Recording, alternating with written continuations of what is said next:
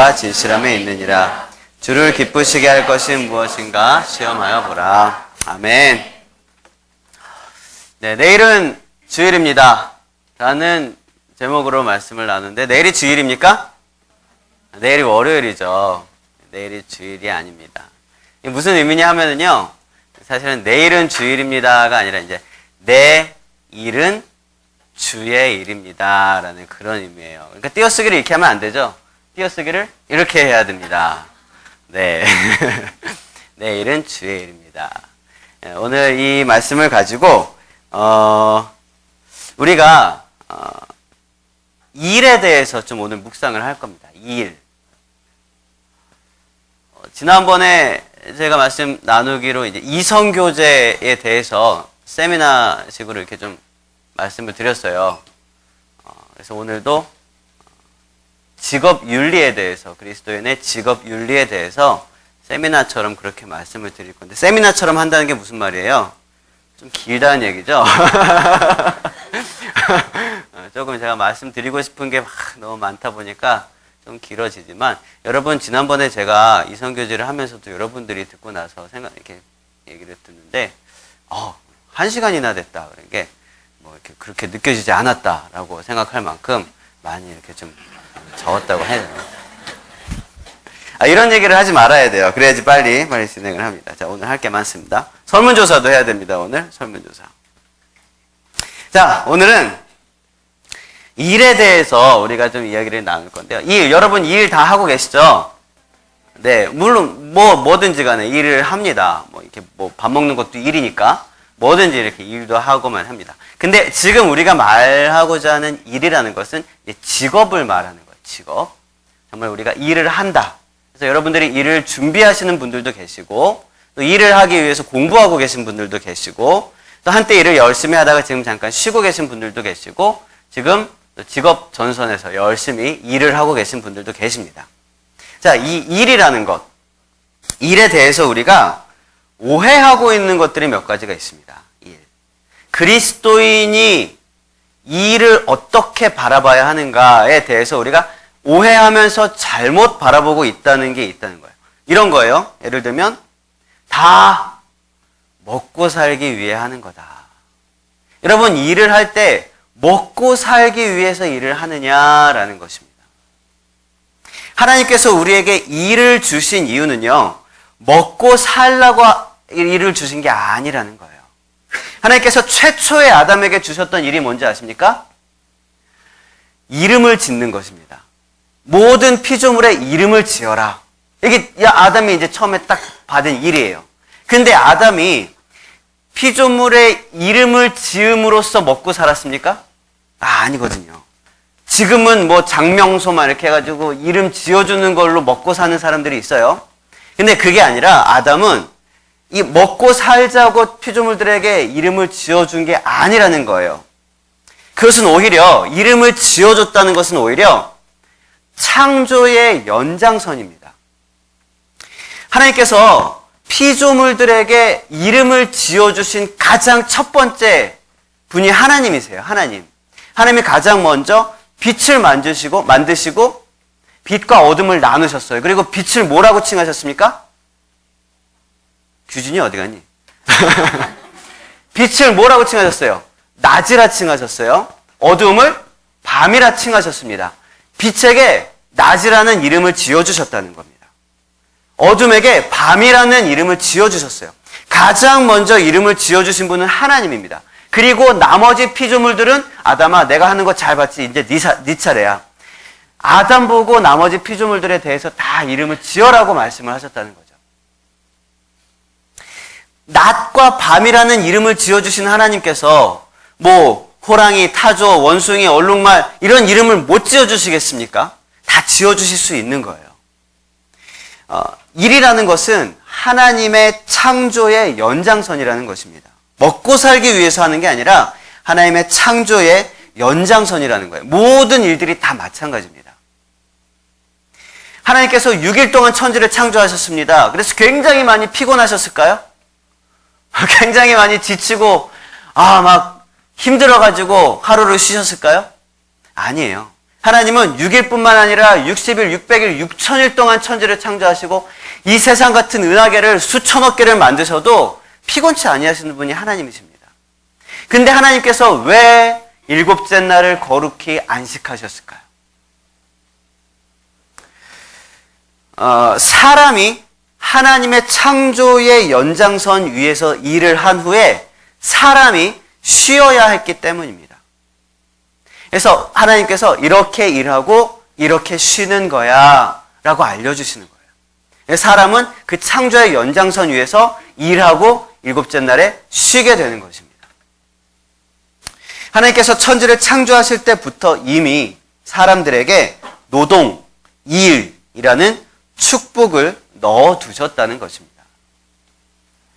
우리는요, 그런데 오해할 때가 참 많이 있는 게 이 일이라는 것이 인간들의 죄의 대가로 노동을 하게 되는 것이다 라고 오해를 할 때가 참 많아요.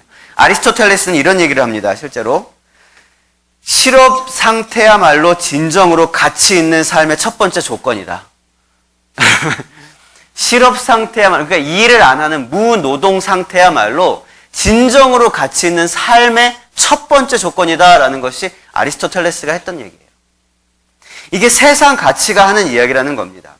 노동이라는 것은 인간에게 최대한 피할 수 있으면 피하는 것이고 굳이 안 해도 되면 안 해도 되는 것이 노동이라는 거다라는 게 세상의 가치라는 얘기입니다. 성경을 오해하는 분들도 참 많이 있습니다. 이 말씀 때문에 그렇습니다. 창세기 3장에 나오는 말씀이죠. 아담에게 이르시되 네가 내 아내의 말을 듣고 내가 내게 먹지 말라 한 나무의 열매를 먹었은즉 땅은 너로 말미암아 저주를 받고 너는 평생에 수고하여야 그 소산을 먹으리라. 선악과를 먹었기 때문에 하나님으로부터 저주를 받아서 나는 수고해야 되는구나. 이 수고는 저주구나. 이거는 사실 정말로 그렇습니다. 아담과 하와가 선악과를 먹은 뒤에 듣게 된 저주의 메시지였어요. 즉 평생에 수고하는 것이 선악과의 죄악 이후에 들어온 죄의 결과였다는 사실입니다. 그런데 여러분, 그 전에 우리가 아담과 하와가 에덴 동산에 있을 때에서부터 하나님께서 명령하셨던 명령이 있어요. 그게 뭐냐 하면 창세기 2장에 나오는 말씀인데요. 우리 같이 읽어보겠습니다. 시작.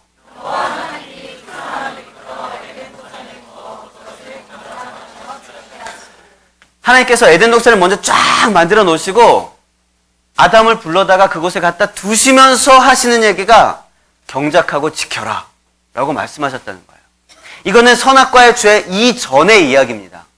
그러니까 선악과의 죄가 있기 이전부터 하나님께서 사람에게 맡기신 것은 이 에덴 동산을 경작하고 지키라는 겁니다. 경작.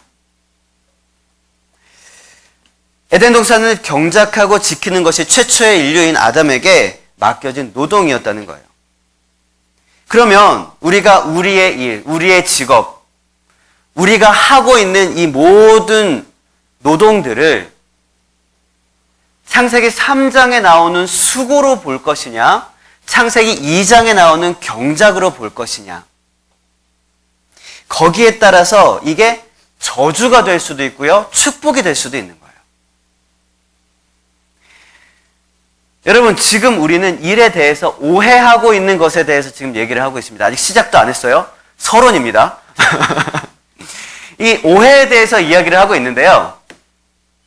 하나님께서 태초부터 우리 전 인류에게 맡기신 것은 경작입니까? 수고입니까? 경작이에요. 경작. 그런데 우리가 이것을 수고로 바라보고 수고로 대하게 되면 하나님께서 맡기신 그 고귀한 일들이 다 저주가 되고 마는 것입니다. 그래서 결국 우리는 먹고 살기 위해서 일을 하게 되는 그런 관점으로 우리의 일을 바라보게 되는 거예요. 여러분, 아담과 하와가 에덴 동산에서 에덴 동산을 경작하고 지키는 것이 먹고 살기 위함이었습니까? 아니에요. 이름 짓는 것이 먹고 살기 위함이었어요? 아니라는 거예요. 경작하는 목적은 먹고 살기 위해서가 아니라 아까 말씀드렸듯이 하나님의 창조의 연장선상에 있었던 것입니다. 하나님께서 식물을 만드시고 나무를 만드시고 다 이렇게 땅에서 이렇게 나오게 하셨습니다. 그 다음에 이것을 경작하라. 이것을 통해서 그 나무가 또 새로운 나무를 열게 하고 또 빈 땅에 새로운 풀들이 움돋게 하는 것은 이 창조의 연장선으로서 아담에게 맡겨진 경작이었습니다. 경작. 즉 하나님의 창조를 유지시키고 완성시키는 것이 인류에게 맡겨진 일의 목적이라는 것입니다. 하나님의 창조 자체가 불완전했기 때문이 아니라 하나님께서는 인간을 통해서 창조가 유지되고 완성되도록 창조에 동참시키시기로 작정하고 천지를 창조하셨다는 것이에요. 몇 년 전만 해도요, 우리 오름이가 학교에 들어가기 전에 같이 마트에 갔다가 오면서 자기가 짐을 들겠다고 이렇게 딱 들었어요. 근데 뭐 무거운 거 들 수 있겠습니까? 제일 가벼워 보이는 봉지 하나를 딱 들고 갑니다. 그것도 이제 끙끙대고 들고 가요. 근데 저한테는요, 오히려 그게 방해였죠. 왜냐하면 저는 엄청 무거운 거 들고 가는데 앞에서 길을 막고 혼자서 가고 있는 거예요. 차라리 빨리 가든지 비켜주든지 그러면 나 이거 무거운 거 먼저 가지고 갖다 놓을 텐데 천천히 올라가는 거예요. 굉장히 가벼운 걸 들고 무거운 척 하면서 천천히 그러면서 자기 딴에는 어떻게? 나는 아빠를 도와주고 있다. 이렇게 생각하고 있는 거예요. 저는 굉장히 방해가 됐지만 제가 어땠을까요? 기뻤어요. 너무나 이쁜 거죠. 그 마음을 보기 때문에 야 저리 가 그러고 뻥 차고 내가 지나갈 수도 있었겠지만 그렇지 않고 이제 아이가 이제 천천히 가는 동안에 그 뒤를 제가 천천히 또 굉장히 무거운 거 들고 낑낑대면서 따라갔어요. 근데 요즘은요, 진짜로 오름이가 이제 도움이 되기 시작한 거예요. 초등학교 2학년이 되니까 엄마 가방이 좀 무겁거든요. 또 앞으로도 애기 하나를 안고 있잖아요. 그러니까 엄마 가방을 제가 항상 같이 가면 자기가 드는 거예요. 큰 엄마 가방을 이제 등에 메고 다니는 거야, 계속. 뭐 어디 갈 때도 뭐 이렇게 메고 다니고 그런데요. 그리고 마트 같은 데 갔다가 오면 저는 이렇게 딱 2개 들어보고 좀 더 무거운 걸 오름이 줘요. 오름이는 진짜 무거운 거 딱 들고 한 번 주면 애가 또 좀 자존심이 있어요. 지금 오름이 나갔죠. 애가 좀 자존심이 있어서 한 번 줬다가 무겁지 줘 그러면 어떻게 괜찮아 그러고는 제가 들고 가거든요.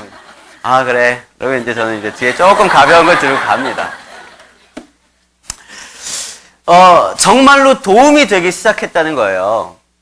근데 하나님께서는요, 동일하게 우리 사람들로 하여금 일하게 하시고, 물론 저처럼 그렇게 나쁜 아빠지는 않겠죠. 하나님은 그런 건 아니지만, 하나님의 창조의 사역에 동참하기를 원하시고, 동역하기를 원하시는 것입니다. 일이라는 것은 먹고 살기 위해서 하는 게 아니라는 거예요. 그리고 우리가 일에 대해서 오해하는 것에 대해서 얘기하고 있는데 두 번째 오해하는 게 있는데요. 이런 게 있습니다. 돈 많이 벌어서 그 돈을 하나님 위해서 쓰겠습니다. 이게 일에 대해서 우리가 오해하는, 진짜 많은 사람들이 오해하는 한 가지입니다. 돈 많이 벌어서 그거 하나님 선교하는 데 쓰겠습니다. 돈 많이 벌어서 이게 하나님 위해서 쓰겠습니다. 여러분, 하나님께서 단지 돈 벌어오라고 저와 여러분을 그 일터로 보내셨겠습니까? 돈 벌어오라고? 하나님이 돈이 부족하실까요? 아니에요. 오히려 돈이 부족한 건 우리입니다. 우리예요. 그러니까 결국 돈 많이 벌어서 하나님을 위해서 쓰겠다고 하는 그 결단은요, 많은 사람, 모든 사람이라고는 말할 수 없지만 거의 대부분의 많은 사람들에게서는 돈을 많이 벌기 위한 나의 목적을 뒷받침하기 위한 어떤 신앙적 모양의 이유가 아닐까라고 저는 생각이 됩니다. 하나님께서 돈이 필요하신 게 아니거든요. 여러분, 하나님께서 여러분들에게 그림을 잘 그릴 수 있는 달란트를 주신 것은 그림을 딱 멋지게 그려서 그거 비싸게 팔아가지고 그거 가지고 헌금해라, 그거 가지고 선교해라, 그거 가지고 교회를 세워라, 그거 말씀하신 게 아닙니다. 그림을 잘 그리는 달란트를 주신 것은 그 그림으로 하나님의 아름다움을 표현하라고 그런 거예요. 그 그림 자체로 하나님의 그 매력과 하나님의 우아함과 하나님의 전지전능하심을 그림으로 표현하라는 것입니다. 여러분에게 좋은 목소리를 주신 것은 그 좋은 목소리를 가지고 돈 많이 벌고 공연하고 콘서트 해가지고 돈 많이 벌어서 하나님께 영광 돌려라, 그거 아닙니다. 그 좋은 목소리로 하나님을 영광되게 찬양하고 하나님의 말씀을 읽고 하나님께 기쁨을 고백할 수 있는 그런 목소리로 사용될 수 있도록 좋은 목소리를 주신 거예요. 저 여러분들에게 달란트를 주신 것은 그 달란트 하나하나를 가지고 하나님을 찬양하고 예배하기 위함이라는 사실을 여러분 기억하시길 바랍니다. 여러분, 하나님께서 주신 사명과 달란트를 자본주의 세계와 바꾸지 마시기 바랍니다. 자본주의 세계로 딱 계산해가지고 돈으로 바꿔서 그 돈으로 어떻게 해봐야지? 그러지 마세요. 그러지 마세요. 여러분이 가지고 있는 달란트와 능력, 그것 자체로 하나님께 영광 돌릴 수 있는 하나님의 일을 해나갈 수 있는 그런 저와 여러분이 되시길 바랍니다. 자, 그러면 여러분이 지금 하고 있는 여러분의 일들이 있습니다. 그것이 과연 주의 일입니까? 아니면 여러분의 일입니까? 혹은 누구의 일입니까?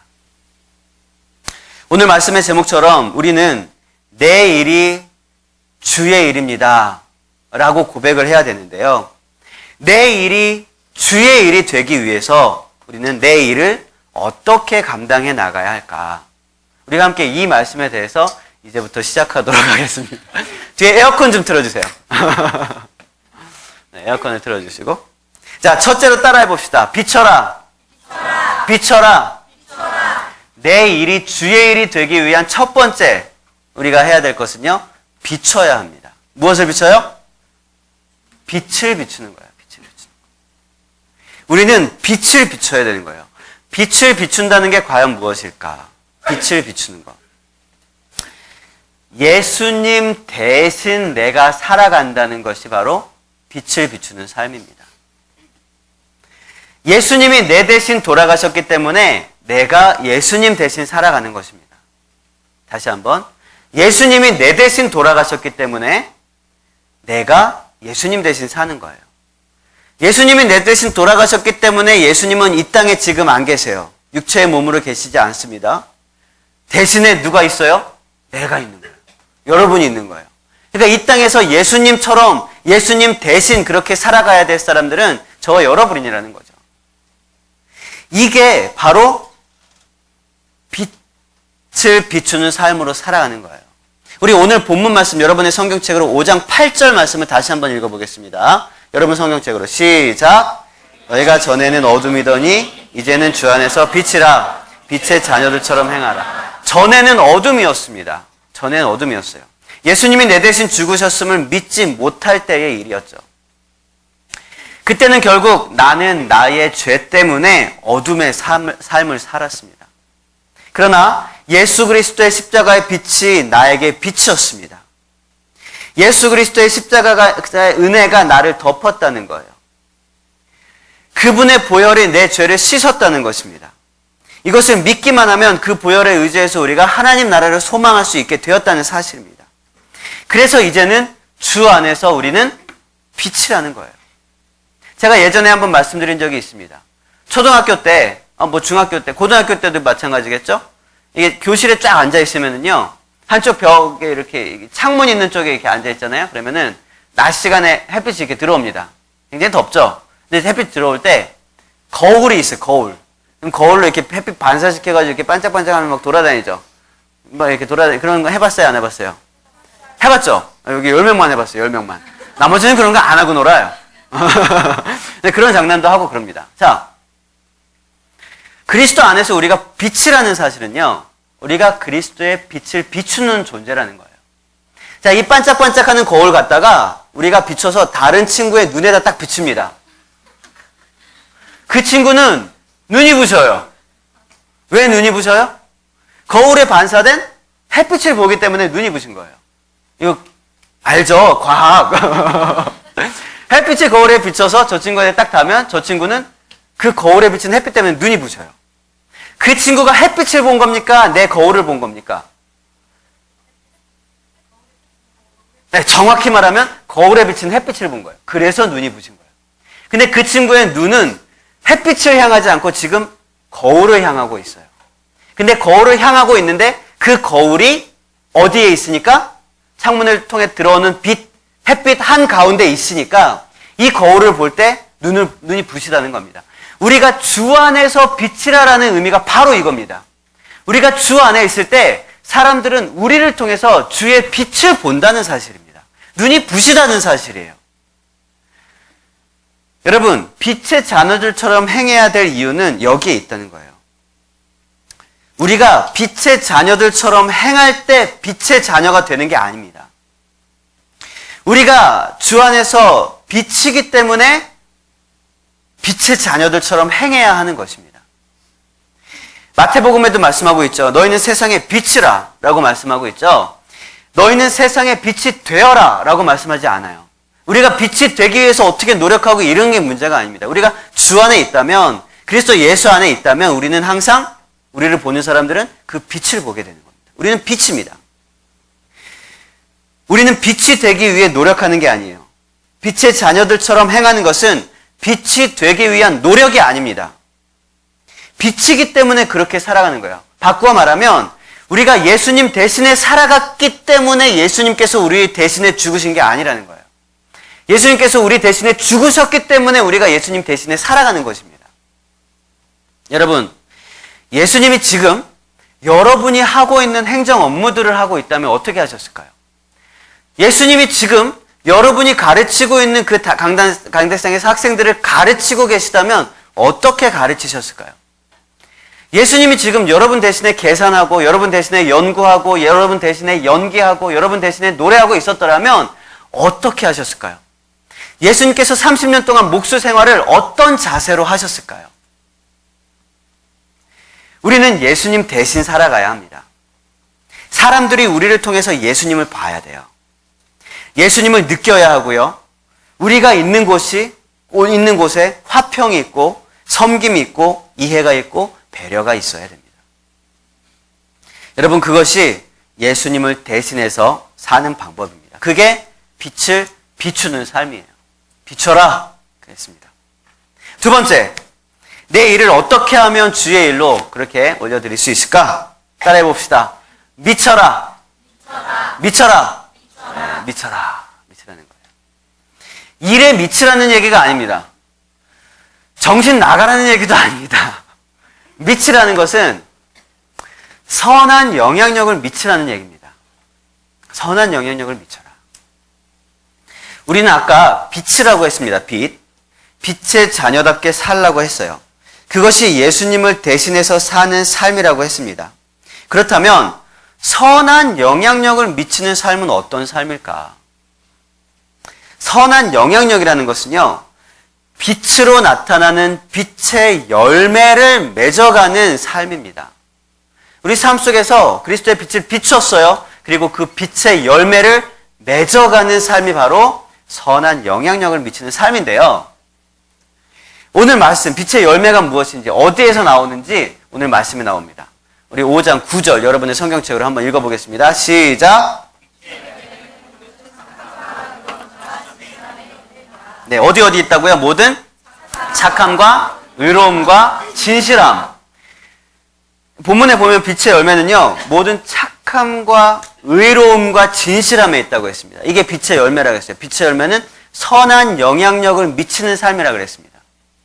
자, 우리가 어느 공동체, 어떤 모임, 어떤 만남 가운데 있든지 우리는 착함과 의로움과 진실함을 통해서 빛의 열매를 맺을 수 있다는 거예요. 우리가 어떤 직장에 있든지, 어떤 알바 자리에 있든지, 우리가 어떤 취직을 구하고 있든지, 우리는 착함과 의로움과 진실함 가운데서 빛의 열매들을 맺고 선한 영향력을 미치는 그런 삶을 살아가야 한다는 거예요. 먼저 착함이라는 게 뭘까요? 착함. 예전에 저는 착하다는 착각이라는 말씀으로, 제목으로 말씀을 전해드린 적이 있어요. 다 기억하시죠? 그렇게 살면 됩니다. 네. 간단하게 좀 말씀을 드리면 이런 거예요. 착하다는 착각이 있는데요. 이건 착각이에요. 이건 착한 게 아닙니다. 근데 우리는 그렇게 착각하면서 살면서, 난 착해. 라고 오해할 때가 있다는 겁니다. 어떤 착각이냐면 이런 겁니다. 첫 번째는 어리석은 겁니다. 어리석은 건 착한 게 아니에요. 어리석은 건 어리석은 거지 착한 게 아닙니다. 예수님은 마태복음 10장에서 뱀처럼 지혜로우라고 말씀하셨어요. 7장에서는요, 거룩한 것을 개나 돼지에게 주지 말라고 그랬습니다. 어리석은 것은 착한 게 아닙니다. 이 세상 한복판에 살아갈 때에 어리석게 살아가지 마십시오. 그건 절대로 착한 게 아닙니다.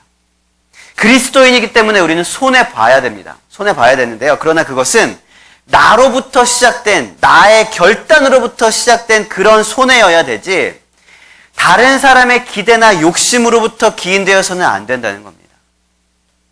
이용당하는 거랑 다른 거예요.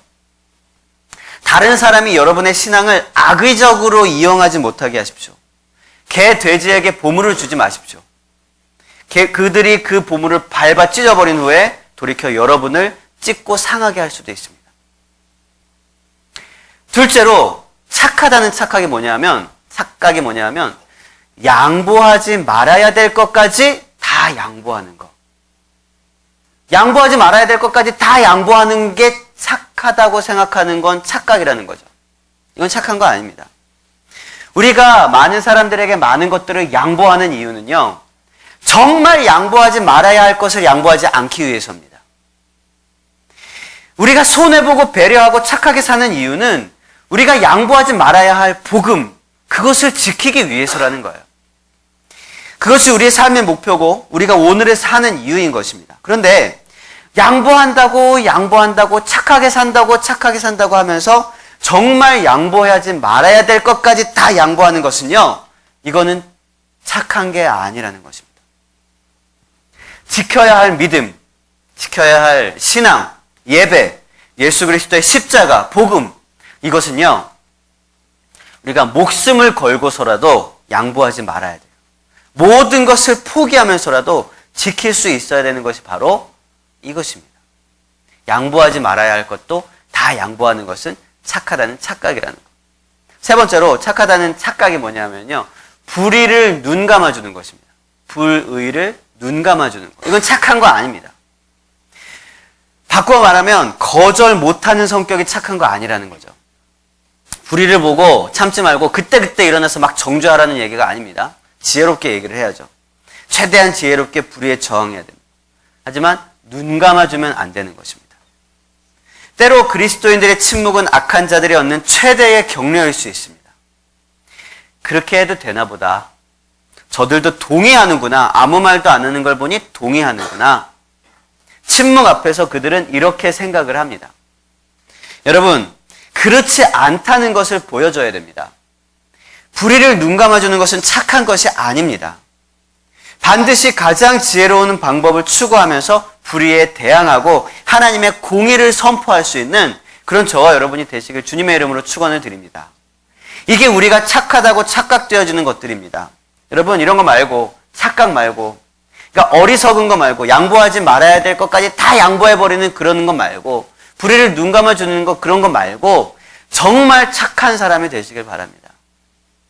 진짜 착한 사람은요, 영향력 있는 사람입니다. 섬기는 사람이에요. 위로하는 사람이고 권유하는 사람입니다. 성경에 착한 사람이라고 나온 사람이 바나바가 있습니다. 그는 착한 사람이라, 그리고 그는 권유자라고 얘기를 했습니다. 바나바라는 사람을 통해서 하나님께 돌아온 사람이 얼마나 많은지 몰라요. 그 중에 대표적인 사람이 사도 바울이죠. 사도 바울도 바나바의 권면과 헌신이 없었으면 아마 이만큼 크게 막 사역하지 못했을 수도 있습니다. 바나바와 같은 그런 착한 사람이 되시길 바랍니다. 여러분, 옆 사람과 인사합시다. 착하게 살자. 착하게 살자. 네, 착하게 삽시다. 지금 제가 다시 한번 지금 총정리 한 번만 해드릴게요. 지금 중간까지 왔습니다. 내일이 주의 일이 되기 위해서 우리가 세 가지를 보고 있는데, 첫 번째 것은 뭡니까? 빛을 비춰라. 두 번째 것은 뭐예요? 선한 영향력을 미쳐라. 선한 영향력을 미친다는 것은 9절 말씀해 보니까 착함과 의로움과 진실함. 이 중에서 지금 착함했습니다. 지금 큰 2-1번 끝났어요. 두 번째, 영향력을 미치는 삶은 의로움이라 그랬습니다. 의로움. 큰 덩어리 안에서 알겠죠? 이게 조각조각. 의로움이래요. 의로움. 사실 이 의로움이라는 단어는요, 원어를 통해서 조금 더 정확하게 얘기를 하자면 의롭다 칭하심을 받는 거예요. 칭의라는 겁니다. 의롭다 칭하심을 받는 거. 그러니까 우리에게 의로움이 필요하다라고 성경에 한국말로는 기록되어 있지만 원어로는 어떻게 되어 있는 거냐면 우리에게 칭의가 필요하다라고 되어 있는 거예요. 우리에게 누군가 나에게 의롭다 칭하시는 그 칭의가 필요하다라고 얘기를 하는 거예요. 우리에게 칭의가 필요한 이유는요, 나의 어떠한 노력도, 나의 어떠한 의도, 나의 어떠한 선행도 나를 의롭게 만들 수 없기 때문입니다. 누가 줘서 받는 거 말고는 내가 어떻게 할 수 있는 방법이 없다는 거예요. 내가 의롭게 되기 위해서. 할 수 있는 방법이 없다는 것입니다. 그래서 우리에겐 칭의가 필요합니다. 의롭다 여기시는 그 은혜가 필요한 거예요. 그런데 이 칭의라는 것이 왜 영향력을 미치는 삶의 두 번째 요인이 되는 것일까요? 왜 빛의 열매를 맺는 삶의 두 번째 이유가 되는 것일까요? 여러분, 이 열매를 갖다가 땅속에 심으면 어떻게 됩니까? 새로 싹이 나고요, 줄기가 돋고 나무가 돋아서 수많은 열매들이 맺어요. 왜요? 그 열매 안에 무엇이 있기 때문입니까? 씨앗이 있기 때문이에요. 씨. 이 칭의라는 것은요, 바로 이 빛의 열매의 씨앗에 해당하는 그런 부분입니다. 씨앗에 해당하는 부분이에요. 씨앗에 해당하는 부분이 바로 칭의라는 것입니다. 이 세상에는요, 영향력이 있는 사람들이 굉장히 많아요. 돈 많아도 영향력을 미칠 수 있고요, 굉장히 유능한 사람도 영향력을 미칠 수 있고요, 세상에서 굉장히 명예 있는 그런 인기 있는 사람도 영향력을 미칠 수 있습니다. 그러나 그 영향력들이 다 선한 영향력은 아니라는 거예요. 그 영향력 중에는 선한 영향력을 막 널리 미친 사람들도 있고, 반대로 악한 영향력을 많이 미친 사람들도 있어요. 또 어떤 사람은 어떤 곳에선 선한 영향력, 어떤 곳에선 약한 영향력을 같이 막 미치는 사람들도 있어요. 여러분, 악하고 큰 영향력보다는 오히려 작더라도 좁더라도 선한 영향력을 미쳐야 되는 거예요. 그 선한 영향력의 씨앗이 바로 뭐냐면 칭의라는 것입니다. 나도 거저 받았으니 너도 거저 받아라. 내가 누린 이 하나님의 풍성한 은혜와 십자가의 사랑을 너도 누려라. 이게 빛의 열매의 씨앗에 해당하는 것입니다. 이게 그 사람에게 들어가야지만 그 사람도 또 다른 열매를 맺을 수가 있는 거예요. 이게 칭의입니다. 이게 또 다른 건강한 열매를 맺게 하는 핵심적인 DNA라는 거예요. 그래서 빛의 열매는요, 칭의, 의로움이 필요한 것입니다. 의로움 안에 있는 것입니다. 세 번째, 영향력을 미치는 삶에는요, 무엇이 있습니까? 진실함이 있습니다. 진실함. 여러분, 진실하십니까? 안 진실하십니까? 맞아요. 우리가 모든 것들에 대해서 다 진실하기는 어렵습니다. 하지만 오늘 진실함 안에 빛의 열매가 있다고 말씀하고 있습니다. 큰 것부터 작은 것까지 진짜 진실하시길 바랍니다. 여러분, 진짜 제대로 된 진실함에는요, 기쁨과 담대함과 순결함이 있습니다. 작은 것부터 여러분 진실함을 연습하시길 바랍니다. 급하고 강한 유혹은요, 항상 거짓에서 시작됩니다. 아주 작은 거짓부터 시작되는 거예요. 사단은 거짓의 아비입니다. 모든 거짓은 사단으로부터 나옵니다. 우리는 지혜와 거짓을 구분할 줄 알아야 됩니다. 얼마나 많은 거짓이 세상 사는 지혜야 라는 이름으로 우리 곁에서 유혹하고 있는지를 모릅니다. 여러분, 진실하십시오. 가정에서, 회사에서, 또 하나님 앞에서 진실하시길 바랍니다. 그것이 우리에게 기쁨이고요, 그것이 우리에게 담대함입니다. 그것이 우리의 순결입니다. 이렇게 우리는 선한 영향력을 미치는 삶에 대해서 함께 나누었습니다. 선한 영향력을 미치는 삶은 빛의 열매를 맺는 삶이라고 했고요, 그것은 모든 착함과 의로움과 진실함에 있다고 말씀을 드렸습니다. 이제 마지막으로 세 번째, 우리의 일이 주님의 일이 되기 위해서 우리가 해야 할 것은요, 따라해 봅시다. 드려라. 드려라. 무엇을 드리느냐? 예배를 드리는 것입니다. 예배를 드리는 거예요. 이 일이라는 단어는요, 사실 예배라는 단어와 어원이 같습니다. 히브리어, 성경에 쓰여진 히브리어에 보면 이 아바드라는 단어가 일이라는 단어로 또 예배라는 단어로 동일하게 쓰여지고 있는데, 아까 우리가 창세기 2장 말씀을 봤죠. 다시 한번 그 창세기 2장 말씀을 다시 한번 보겠습니다. 다시 한번 읽어볼게요. 시작.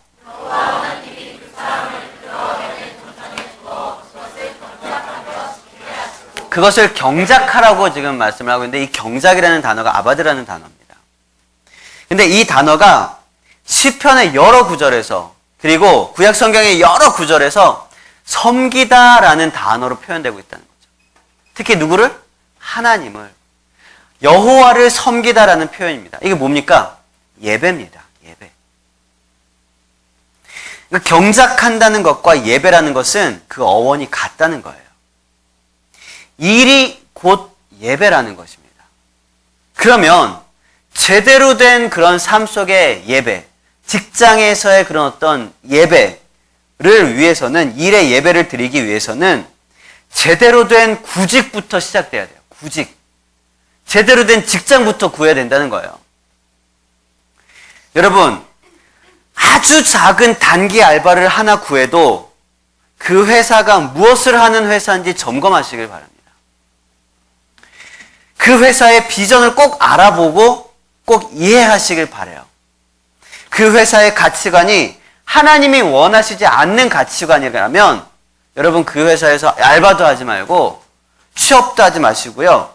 거래도 하지 마시길 바랍니다. 여러분이 만들어 놓는 아주 작은 부품 하나가 어디에 쓰이는지를 여러분 꼭 알아야 돼요.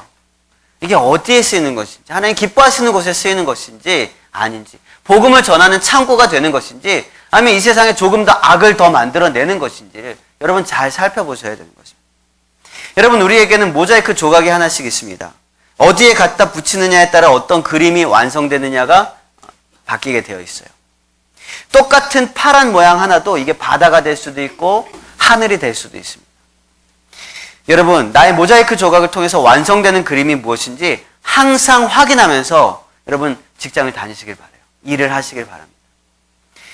큰 선택을 잘해야지 작은 고민들을 하지 않는다는 사실을 여러분 기억하시길 바랍니다. 직장은 주 7일 하는 직장으로 가서는 나 주일 예배 드려야 되는데 주일 예배 드려야 매번 고민하고 걱정하고, 직장 자체를 그냥 주 5일, 주 6일로 그렇게 가야죠. 여러분, 큰 선택을 잘해야 작은 고민들을 하지 않는다는 것을 여러분 기억하시길 바랍니다. 일이라는 것은요, 저주가 아니라 축복입니다. 하나님의 창조 섭리를 연장해가는 것입니다. 하나님의 빛을 비추는 수단입니다. 여러분, 한 주간 동안 일을 하고 있을 때에, 또 앞으로 학교를 졸업하고 또 어떤 직장에서 어떤 직업을 갖게 될 때에 오늘 말씀을 기억하시길 바랍니다. 비추고 미치고 드리십시오. 따라해 봅시다. 비추고 미치고 드리자. 빛을 비추고 선한 영향력을 미치고 또 그 직장 안에서 그 일 자체로 예배를 드릴 수 있는 그런 우리 모두가 되시길 바랍니다. 일과 예배를 분리하면은요, 결국 우리는 7분의 1 크리스찬이 되고 말아요. 주일날만 크리스찬이 되고 월요일부터는 세상과 똑같은 삶의 방식으로 살아가게 되는 거죠. 세상 속에서 자신의 일에 대한 진정한 가치를 찾지 못합니다. 내가 일하는 것이, 내가 오리고 자르고 붙이는 이 일이, 밤새도록 일하는 이것이 과연 무슨 의미가 있는가? 내가 돈 벌기 위해서 일하는가? 먹고 살기 위해서 일하는가? 그 작은 조각 하나하나가 어디에 쓰이는지를 여러분 확인하십시오. 그것이 하나님의 창조의 연장선상에 있다는 사실을 여러분 기억하십시오.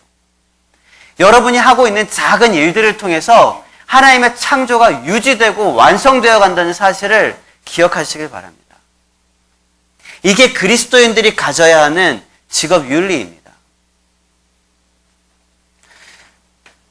여러분, 우리 함께 다시 한번 고백해 봅시다. 내일은 주일입니다. 내일은 주일입니다. 네, 내일도 주일 예배 나오시길 바랍니다. 여러분, 이 고백이 저 여러분의 삶 가운데서 부끄럽지 않은 고백, 담대하고 기쁨이 넘치는 선포가 되시길 주님의 이름으로 축원을 드리겠습니다. 우리 함께 찬양하고 기도하겠습니다. 찬양하실 때에 이 세상 가운데 나를 빛으로 부르셨습니다. 하나님께서 이 세상 가운데 나를 통해서 그분의 빛을 비추시길 원하셨습니다. 하나님, 이제 내가 이 세상 가운데서 온 세상의 빛을 비추는 빛의 통로가 되게 하여 주시옵소서. 이제 함께 찬양으로 고백하도록 하겠습니다.